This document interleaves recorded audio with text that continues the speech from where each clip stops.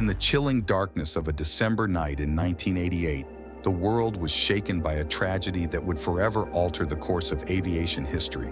Pan Am Flight 103, a transatlantic journey filled with holiday travelers, became a vessel of unspeakable horror when a bomb tore through its fuselage, raining destruction upon the quiet Scottish town of Lockerby below. As the flames consumed the wreckage and the scale of the devastation became clear, a mystery unfolded, shrouding the incident in questions of culpability and motive. Join us on a journey into the heart of one of the deadliest acts of terrorism the world has ever witnessed, as we unravel the layers of intrigue, sorrow, and resilience that define the legacy of Pan Am 103.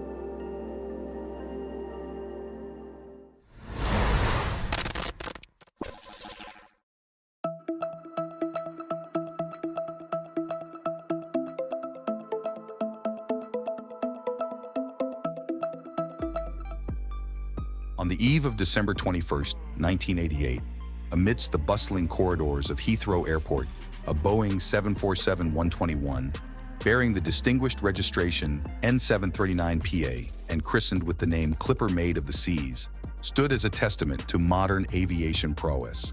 The meticulous preparations for its transatlantic journey were underway, with ground crews meticulously inspecting every rivet and wire, ensuring that the aircraft was primed for the long voyage ahead.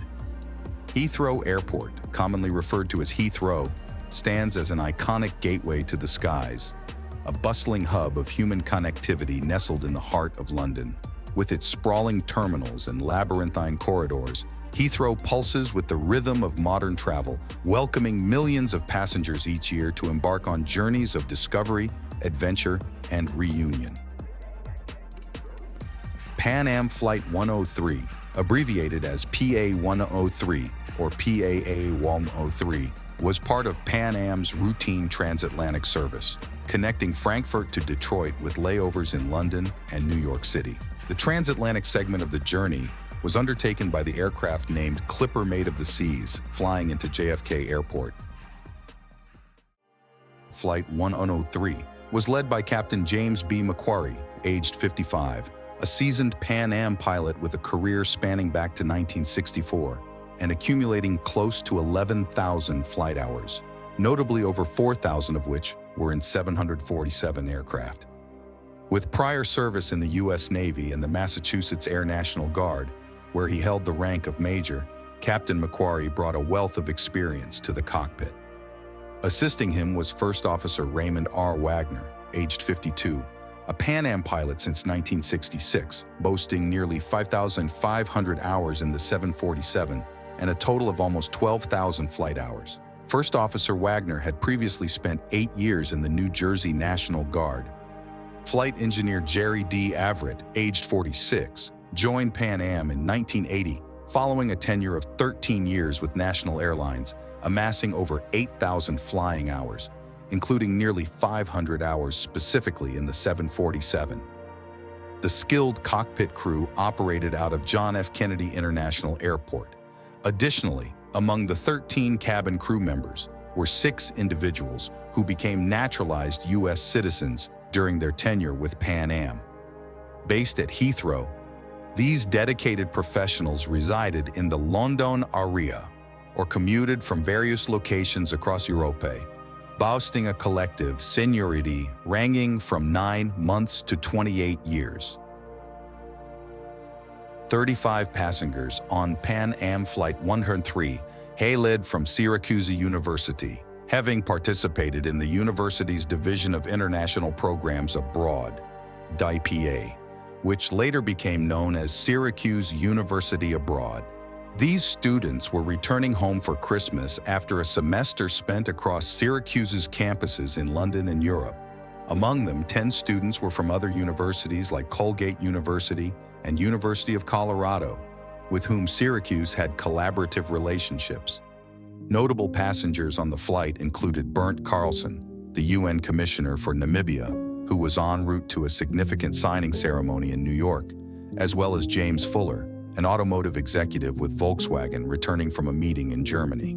Additionally, The flight carried Irish Olympic sailor Peter Dix and rock musician Paul Jeffries, along with his wife. At this time, a Toshiba Bombit RT-SF-16 radio cassette player, tucked away in unaccompanied luggage, slipped past the scrutiny of Pan Am security unchecked. Despite the absence of its owner, the suitcase, harboring a hidden danger, was allowed on board, setting the stage for unforeseen calamity. Two warnings were issued shortly before the bombing took place. The Helsinki warning, released on December 5, 1988, alerted the U.S. Federal Aviation Administration, FAA, to a call received by the U.S. Embassy in Helsinki, Finland.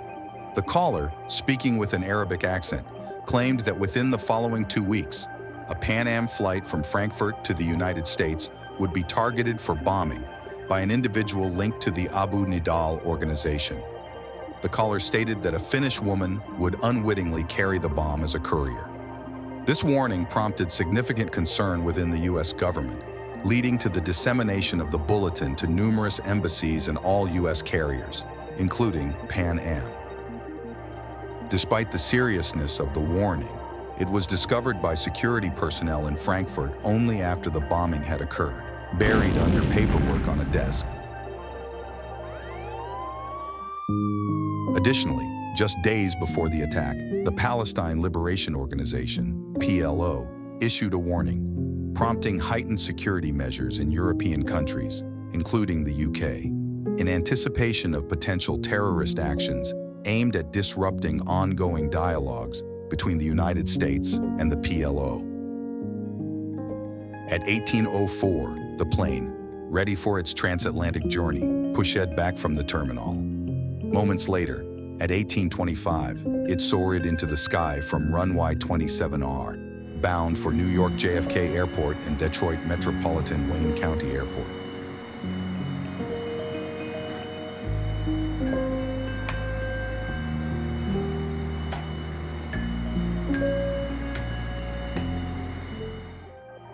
At 18:58, the aircraft established radio contact with Shanwick Oceanic Area Control in Prestwick. Shortly after, at 19:01, Clipper Maid of the Seas neared the Solway Firth corner and crossed the coast at 19:02 UTC. The aircraft's transponder indicated a code of 0357 and flight level 310, flying at 31,000 feet with a speed of 313 knots. However, subsequent radar analysis revealed a ground speed of 803 km/h. At 19:02:44, Scottish Air Traffic Control transmitted oceanic route clearance, receiving no acknowledgement. The aircraft's transponder then ceased transmitting, followed by an unresponsive crew.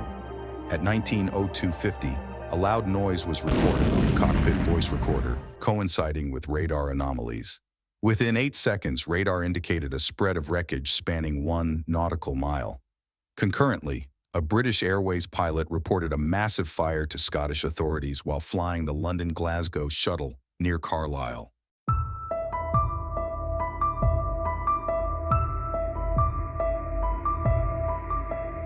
At 19:02, tragedy struck the skies over Scotland as Pan Am Flight 103 exploded, claiming the lives of all passengers and crew on board.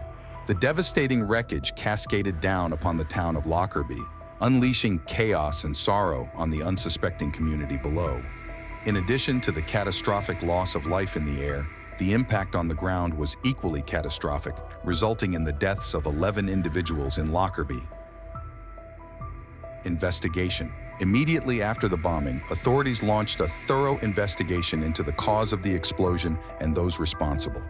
It involved multiple agencies from various countries, including the United States, United Kingdom, and Scotland.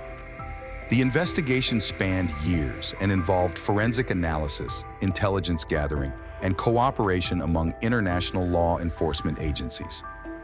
After years of investigation, 2 Libyan suspects, Abdelbasit al-Megrahi and Lamin Khalifa Fima, were indicted for their alleged roles in the bombing. In 2000, al-Megrahi was found guilty of murder and sentenced to life imprisonment by a special Scottish court convened at Camp Zeist in the Netherlands. Fima was acquitted. Al-Megrahi's conviction was controversial and subject to appeals. Al-Megrahi appealed his conviction multiple times.